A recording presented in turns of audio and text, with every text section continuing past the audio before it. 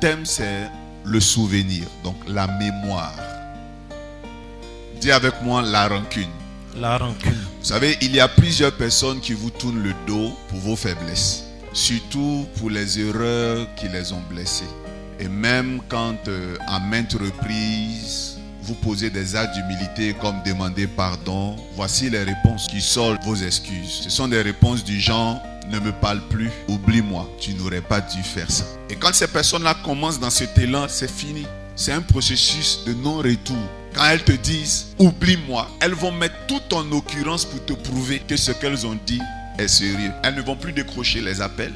Ces personnes ne vont plus vous voir. Ces personnes ne vont plus vous rendre visite. Ces personnes ne seront plus courtoises avec vous. Je pense que ce sont des actes pour vous faire payer ce que vous avez fait comme erreur. Histoire de créer la culpabilité, le remords dans votre cœur au maximum. Elles sont convaincues qu'elles sont en train de vous punir parce qu'elles ne peuvent pas vous porter main. Elles ne peuvent pas vous déchirer la peau. Elles ne peuvent pas vous égorger. Mais il faut que vous souffriez dans vos remords. Et vous allez voir qu'à chaque fois que vous allez demander pardon, vous allez augmenter leur haine. Amen. Vous savez, le problème est que cela crée un complexe dans la plupart des cœurs des personnes d'entre vous. Et ce complexe-là se reporte même dans la religion. Au point que quand vous péchez, vous êtes sûr que votre faute est grave et que Dieu ne va pas vous pardonner. Et cela est fait de façon inconsciente. C'est-à-dire que votre subconscient vous dit désormais que tout ce que vous faites comme erreur est grave.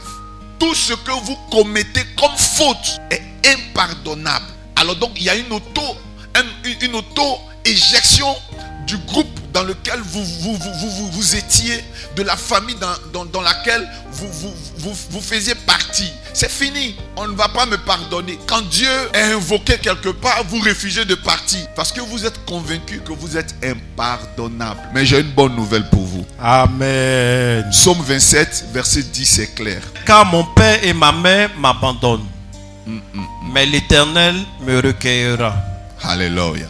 Amen. L'Éternel, lui, il n'abandonne jamais. Peu importe le péché que tu commets, cela ne fait pas de toi l'ennemi de Dieu. Le problème dans notre psychologie religieuse, c'est que avoir péché nous met systématiquement dans le rang des ennemis de Dieu. C'est faux.